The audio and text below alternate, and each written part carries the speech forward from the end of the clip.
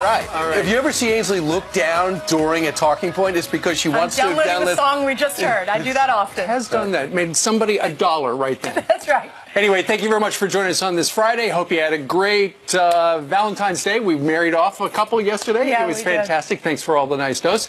In the meantime, we got a big story that people are going to be talking about for a while. Fox News alert. In just 3 hours from right now, President Trump, out in the Rose Garden, will declare a national emergency over border security, and then he's going to sign that major spending bill. Congress passing the measure overnight. That's the one the House and Senate passed overwhelmingly in the hopes of stopping another government shutdown. So it was successful, but it doesn't end there. Kevin Corke joins us live from the White House, where the president will address the nation. Kevin? Good morning, folks. You're right. This will be a very interesting opportunity for the president, not just to talk about his mindset behind calling and declaring a national emergency. It's also very important to talk about how he intends to get money to fund national security, border security, and, of course, building a wall along our southern border. Let me share some numbers. We talked a great deal over the week about how the president would move money from different pots to try to achieve his ultimate goal. That is, come up with $25 million, give or take $25 billion, that is, to fund border security. As we take a look inside the numbers, you get a sense for what he is really going to try to do. He's going to claim $8 billion for the border wall, $1.375 billion for the border security compromise, which we talked about yesterday. That is part of the bill. There's also $3.5 billion that he intends to claim out of the DOD's military construction budget to, again, create that border barrier. Another $2.5 billion of the DOD's drug interdiction program, and, for good measure, $600 million out of the Treasury's drug forfeiture fund. Again, trying to collect as much as he can from different pots in the government to, again, secure the border. Now, the White House, as you can well imagine, has been talking about this idea that we have to do something if congressional lawmakers won't. Sarah Sanders had a statement yesterday. I want to read part of it, and she said this: President Trump will sign the government funding bill, and as he has stated before, he will also take other executive action, including a national emergency, there it is, to ensure we stop the national security and humanitarian crisis at the border. You may have heard Nancy Pelosi say plainly yesterday, you do this now, be careful. A Democrat president might decide to do something similar in the future. But that's not stopping the president, because he says this is a real crisis that has to be tackled right now. Of course, it's coming up at 10 a.m. We'll have live coverage, but for now, back to you. All right. Thanks for explaining the numbers, Kevin. So the president's going to make this really easy, and I think his base understands. He's going to probably say, look, I've been trying for months. I've been working for 2 years with Congress to try to do something, and I haven't been able to get as much as I wanted to. I've listened to the lawyers. I personally feel I can get this $8 billion out of money that has already been appropriated from Congress for various reasons, for drugs and military, and use it right there. You sent me to Washington to do something about the southern border. This is it. Will the Democrats take him to court? Only if Jerry Nadler, who's going to immediately file a resolution of disapproval, only if that fails in the House and then the Senate. It'll probably pass the House, but then it could actually pass in the Senate, because there are some Republicans who do not like the fact that the president is going to declare a national emergency. As soon as the president said national emergency, almost instantly he was met with some fierce criticism by the Democrats. Listen. Declaring a national emergency where there is no national emergency is not good for the president to do. Declaring a national emergency would be a lawless act. I think all of us will come to regret this. It is not the right way for the president to try and end run Congress. If it was an emergency every time a president of the United States couldn't get what they wanted from Congress, we would be in a constant state of emergency. We fought the Revolutionary War not to have King George or a successor. And this is the actions of a king. And no matter which route he takes, it'll be challenged in the courts. He is. It's called the 1976 rule that's been used multiple times in order for a president to take action in state of emergency. And you can always challenge in court, like President Obama did when it came to immediately declaring all the DACA kids who are now young adults can stay here. The problem was with the $1.375 billion that for his border fencing, border barrier, bollard fencing, there were so many limitations to it. The president was beside himself. We have to confer locally if we want to build a wall near the Butterfly Park, anywhere near the Lola a historical park near the Wild Refuge. So not only did he not getting enough money, he is actually getting money so restricted that they were going to have wall challenges through the 55 miles. Look at that, Brian. Yeah, as we look at the presidents there, you see how many times that Bill Clinton used to stay. 17 times.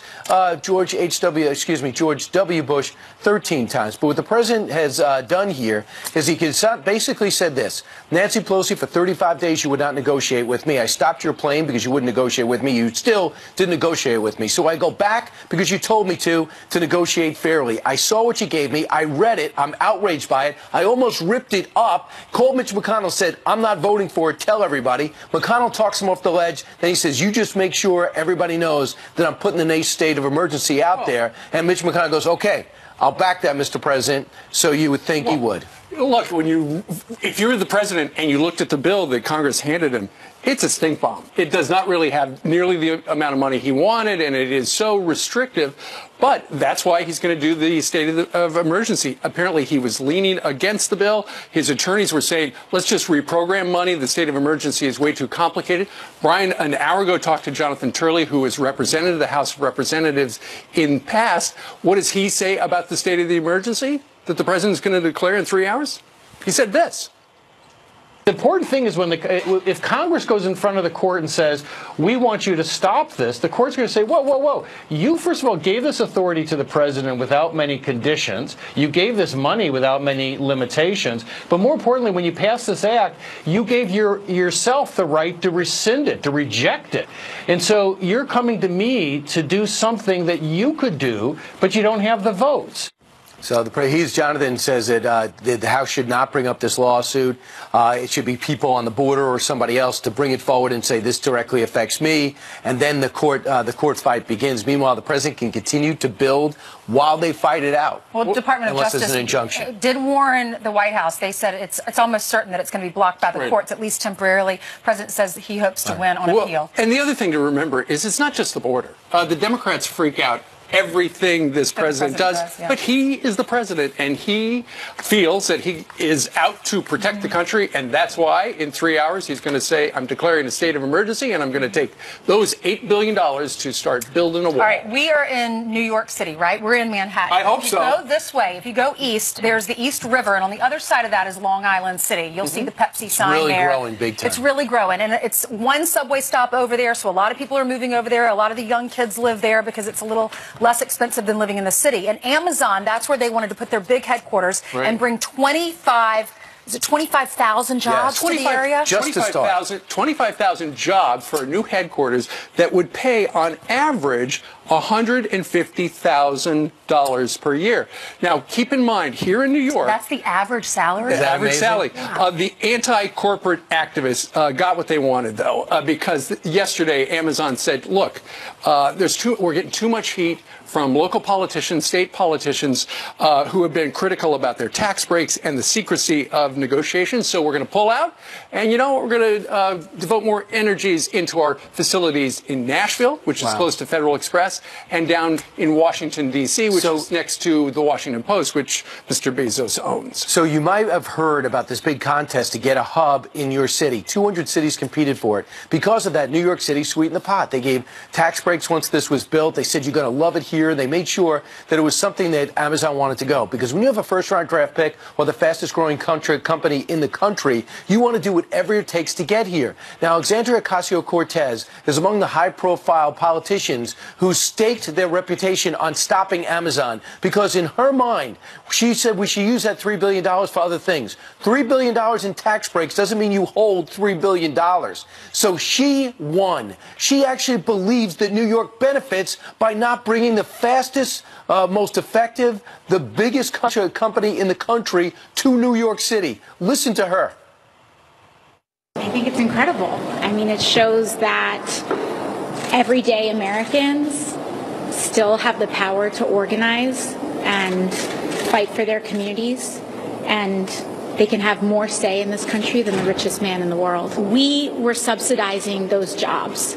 So for the city was paying for those jobs. So frankly, if we were willing to give Amazon if we were willing to give away $3 billion for this deal, we could invest those $3 billion in our district ourselves if we wanted to. We could hire out more teachers. We can fix our subways. We can put a lot of people to work for that money if we wanted to. There's an expression, you got to spend money to make money. We were going to make, it was $25 to $30 billion over the next 20 years. So what's $3 billion in tax breaks? Do you know what that company would have done as it spread out? And also with the tech sector, it would have been attractive. Every state is fighting for Amazon. Every state is fighting for Mark this. Thiessen was as apoplectic as you can imagine. He saw this win by a Democratic governor and Democratic mayor as they brought this business to New York City. Here's how he breaks it down. Ocasio-Cortez is a wrecking ball inside the Democratic Party, and as a conservative, I'm sitting here with popcorn watching it happen. I mean, this was a deal that was negotiated by the Democratic governor of New York, the Democratic mayor of New York, sponsored by Democratic legislators, and she comes in, the newly elected Democratic socialist, and wrecks the deal and creates such a hostile environment to the point that Amazon said, we don't want to work in this environment, we're gone, and they took 25,000 jobs with them. And just to show you how economically illiterate she is, she said the city was paying for those jobs. There's no $3 billion. So literally, she doesn't understand that there's not $3 billion. And the lesson for America is, if you like this, you'll love the Green New Deal. Amazon said, fine, I'm out of here then. I'm not going to work in a state where I don't have full support. We don't want this. The governor's furious. The Democratic Party is split in New York because the governor wanted that. That'd be a big win for him. Well, and they were going to, Amazon was going to contribute to the infrastructure. They were going to build schools, and 25,000 people in this region were going to get $150,000 a year jobs. Now, those jobs are heading elsewhere. Newark, New Jersey says, please bring it here. We need it. I understand it. Hey, listen, you have to understand something. Amazon's a first-round draft pick. You pay a lot for first-round draft picks and high-profile free agents. There's no difference. You have to make this good for Amazon. All right. What do you think about it? Email us, friends@foxnews.com. Meanwhile, 7:12 here in New York City, Andrew McCabe says the Russia probe cannot be stopped. Were I removed quickly or reassigned or fired, that the case could not be closed. I was very concerned that I was able to put the Russia case on absolutely solid ground in an indelible fashion, that were I removed quickly or reassigned or fired, that the case could not be closed. Former FBI Deputy Director Andrew McCabe sending shockwaves through Washington, revealing that he ordered the obstruction of justice probe against the president, and that DOJ officials had discussions about pushing the president out of office. Here with reaction to these revelations is Joe Concha, media reporter for The Hill and radio talk show host on WOR Radio. Joe, good morning to you. Good morning to you, Steve. You know, we're a little surprised there's not more outrage across the board when you look at what the #2 guy at the FBI admitted. We were sitting around trying to figure out how to get rid of the president of the United States. Had that happened during, let's say, the time of Barack Obama, I think that would have been a big story. It would be the story, Steve, and I go through the New York Times, I go through the Washington Post today, I look at other major news outlets. The McCabe allegation, and remember, I don't like being in the if true crowd because he was fired for 3 ethics violations at the FBI. Right. He doesn't exactly have the highest credibility. Right. But if true, I would think this would be probably a co-story, top story, obviously, with the president possibly declaring a national emergency and the budget shutdown. But that shares 1 and 1A. Instead, at the Washington Post, they don't even really touch on this in their top 14 stories. Instead, the story says what it was like for Andrew McCabe to work with Trump and Sessions, a negative story, obviously.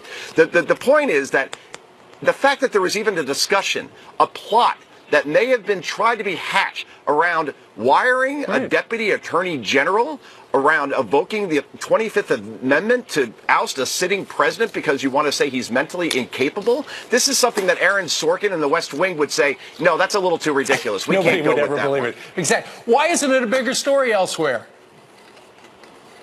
Why isn't it a bigger story elsewhere? Well, I think there's a couple of reasons for that, obviously, but mostly because of the fact that perhaps it's based in conjecture. I would hope that's the case. Or perhaps it's the case that people don't see this as a big deal, that they want to push the fact that, yes, of course the president was mentally incapacitated. Why is that? Because Rod Rosenstein wrote a memo recommending that James Comey should be fired, that Democrats and Republicans alike said he should be fired. That's a reason why you want to go down a road to oust a sitting president. I would hope that when McCabe is interviewed, Steve, that he is pressed on this time and again. Why did you think you could possibly even get away with something like this? In a very negative tone the interviewer should have, but I have a feeling that's not going to happen. You know, for the last 2 years, people on television have been talking about, well, Russia collusion. There was Russia collusion. Now we've heard from Richard Burr, the senator of the great state of North Carolina, that Senate Intel has seen no evidence of that. This turned out to be a story that MSNBC reported, and yet MRC, Media Research Center, said that the network newscast spent 0 minutes covering this particular story, which is crazy because they also say there were 2,202 minutes on the Russia scandal, 0 for the collusion report. This is a big story, you would think, right?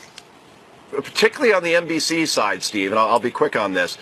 If a story is reported on MSNBC by its news division, and then the NBC Nightly News, which is watched by anywhere from 8 to 10 million people a night, and you don't cover a story that your own network broke earlier that afternoon, that is the bias of omission. And that is the most insidious kind of bias that's out there, Steve. The kind that when you don't even hear about a story that absolutely should be your lead.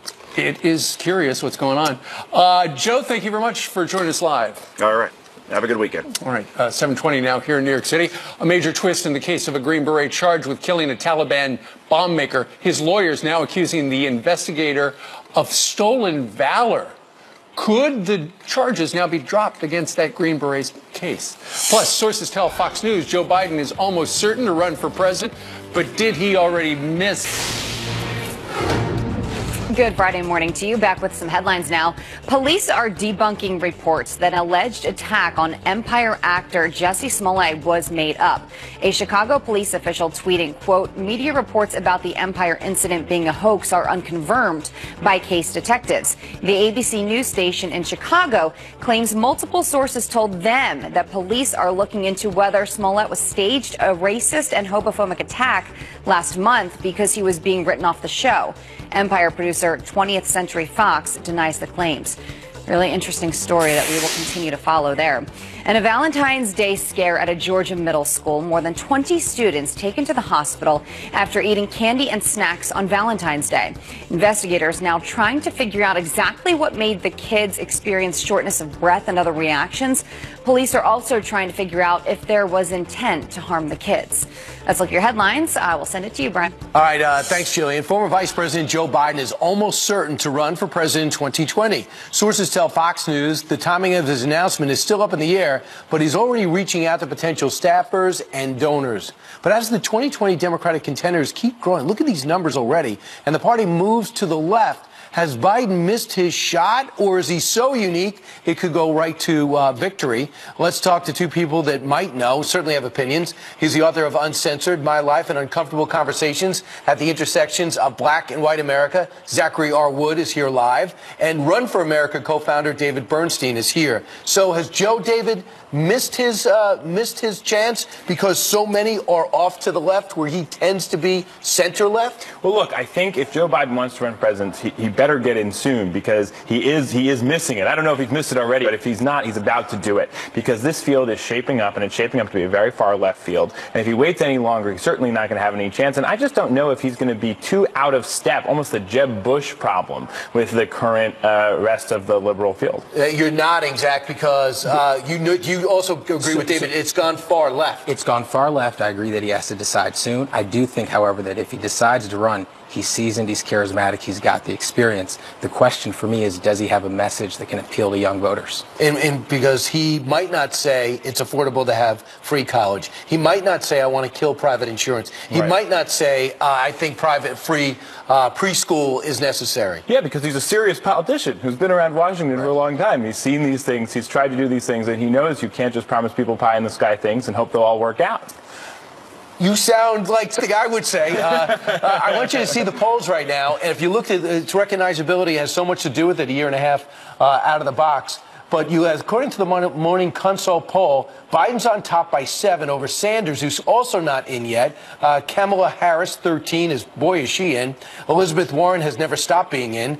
Beto O'Rourke went to the border and rolled up his sleeve, so I think he might be in, but he's also thinking about the Senate. Cory Booker came in last week. Klobuchar will have a town hall shortly. Mike Bloomberg thinking about it. Sherrod Brown, I believe, is getting in. What do you read from that poll, Zach? So, I mean, I think right now the question is going to be, who's going to bring experience to the table? Who's going to have a message that's going to appeal to young voters? Who is dynamic and not just charismatic? And who understands the need to unite us around the values we have in common, because we're deeply divided right now. But you missed the magic one. Who can beat Trump? I think Trump loves the left-wing candidates. Right. I think if the Democrats want to win, they should go with someone who's not as far left-wing, but it seems to be where the base is going. And if you're Biden looking at the poll, you don't want to be the front runner at this stage, because this is a wide-open field. So here is Joe Biden, and tell me if this is a type of soundbite that will help or hurt him. I read in the New York Times today that that one of my problems is if I ever run for president, I like Republicans. Okay, well, bless me, Father, if I have sinned. But you know, from where I come from, I don't know how you get anything done. I don't know how you get anything done until we start talking to one another again. That sounds exactly like an analyst. And that's like the type of candidate that sober people would like because they want to be effective. But will it work in a primary? I think it can. I think Joe Biden understands that right now we need to recognize that we're in a hyper-partisan time, right? That you have to focus on what we have in common. And I think he understands that politics is a contact sport. Real quick, David, I don't think President Obama is for it. I mean, he met with Beto O'Rourke. He has not said anything publicly. This is a guy that he worked with for 8 years. Yeah. So what is going on there? Look, once people get the idea in their head that they want to run for president, it never leaves. And that's clearly the case for Joe Biden. People have told him he's missed his time, and he wants to do it this time. And he may just be a touch too late. Timing is everything in politics. Right, and he's already lost twice. And that could scare a lot of people away. Yeah, all right, guys, it's going to be an interesting time. All right, and we'll see. It's the party of AOC these days anyway. All right, coming up straight ahead. Look at this story. Colin Kaepernick supporters say he just wants to play football. He just wants a chance. So why did he just say no? And President Trump just hours away from declaring a national emergency. But should he really sign that bill first? Pete Hegseth promises to walk onto our set just as I read his name.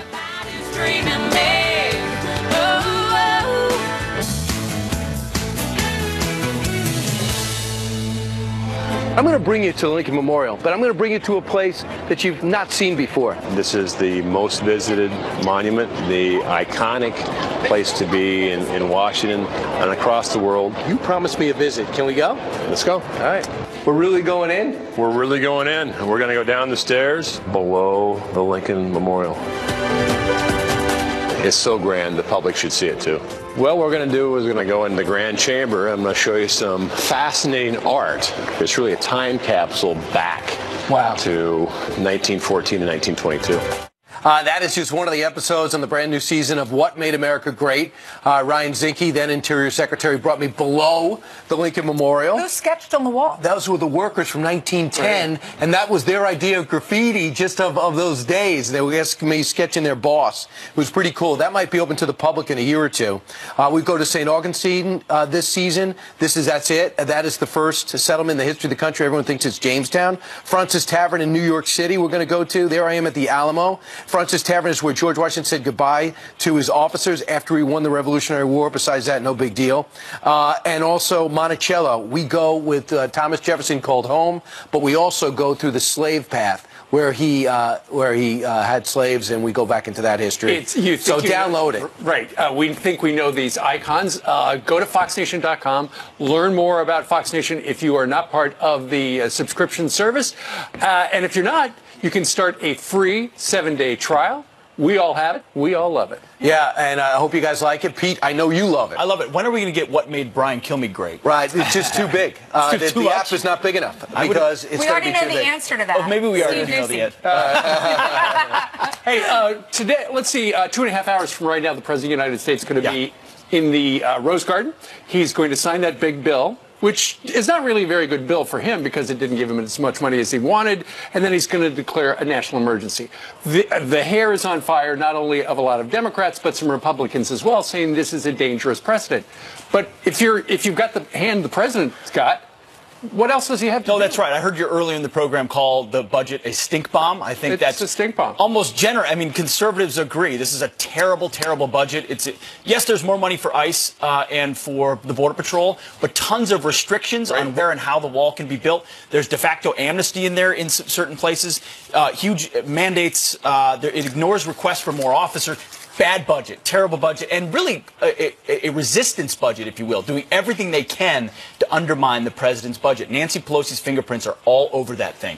Conservatives would hate what he's about to announce at 10 o'clock, if not for the national emergency, which says, I've got the prerogative, I'm going to keep it inside constitutional limits, I'm going to stay focused on the wall and security of our border, I'm going to find this money, a lot of which is confiscated from drugs, and from military construction, and use it to build the wall. So this is a great move by the president to do both of them. Let me show you what some of the Democrats are saying. Ridiculous, closer to a dictatorship, abuse of power, temper tantrum. Do you think he's undermining the appropriations process? No, I think Congress has undermined the appropriation process. In what way? Just not giving him what he wanted? He's tried and tried and tried and tried. He tried with Republicans who have ignored the will of the people. He's tried with Democrats. He's tried to shut down. He's tried making compromises. All the while, it's only gotten more difficult. If you believe, as he does, and as many people do, that we have a national emergency at our border that politicians are fundamentally unserious about, declare it and fund it. The money is there. The support will be there. I would say two things. I didn't think it would be a great move to do the state of emergency in the beginning.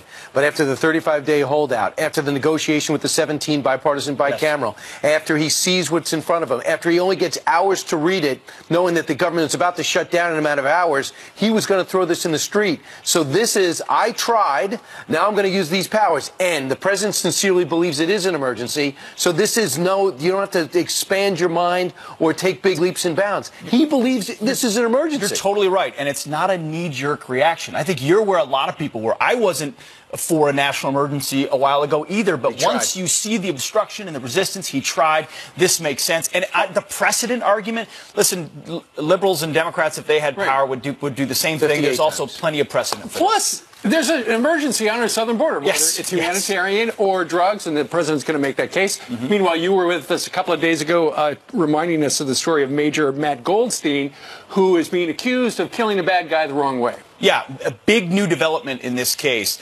Turns out the investigator in charge of his case has now been found guilty of stolen valor. Pretended to have a Purple Heart, pretended to have a combat action badge, pretended to graduate from multiple military schools. This is the Sergeant First Class who's been in charge with... He also faked being a part of a Special Forces unit and said he was stripped of it. So you're saying if you can't trust him about that... Yes, and that's what his lawyers are saying. So they're waiving the Article 32 hearing. They wanted to go straight to trial or have the charges dismissed. How did they find out about all this? His command found out. I mean, frauds get found out. So if you're walking around wearing a Purple Heart and a combat action badge, which means you were in combat, but he never was, imagine the irony.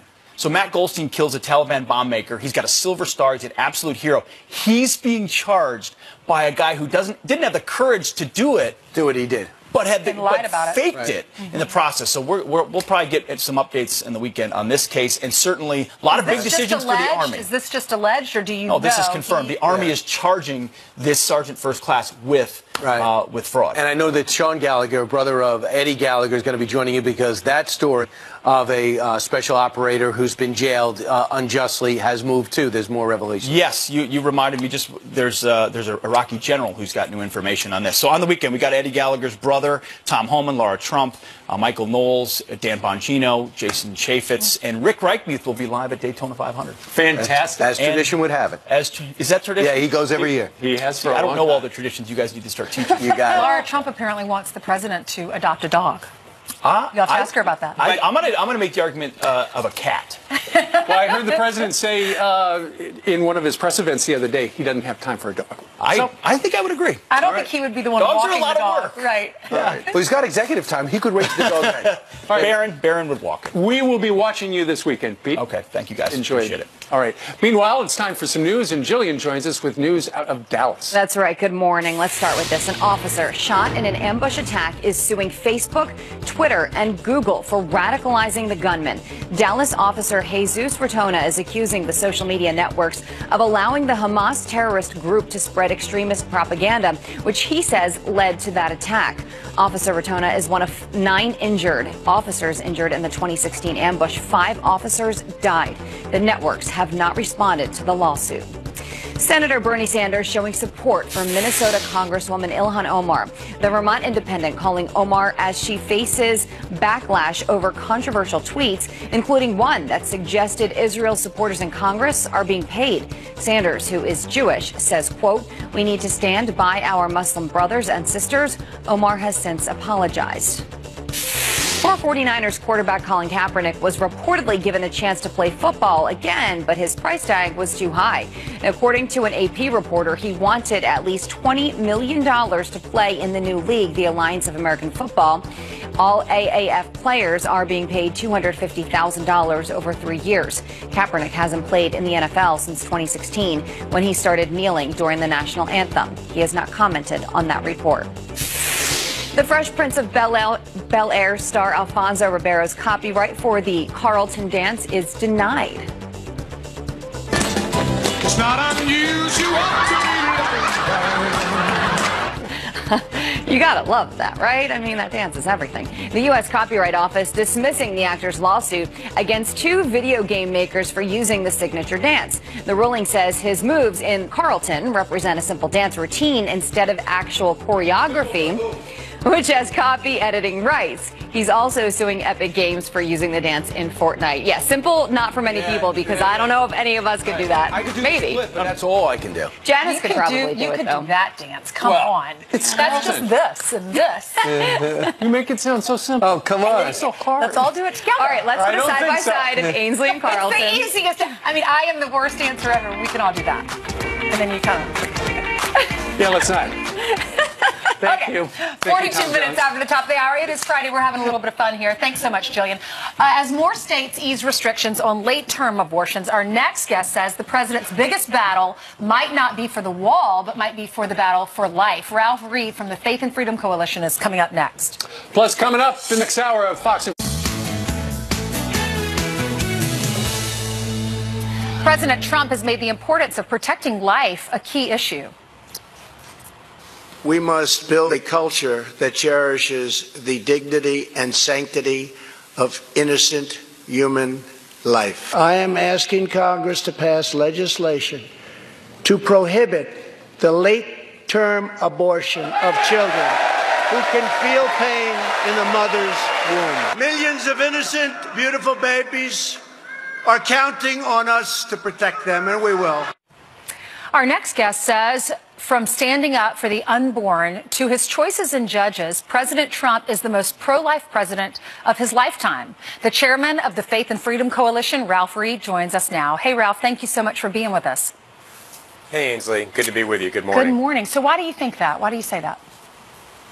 Well, you know, I think if you look at what President Trump has said and done, both as a candidate and as president, he walked into the Oval Office shortly after taking the oath of office, and he restored the Mexico City policy that was begun by Ronald Reagan that prohibits the use of tax dollars to take innocent human life overseas through family planning programs, UN programs.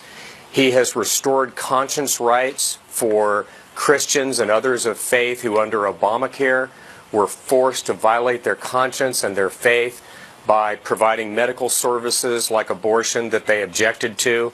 He has appointed pro-life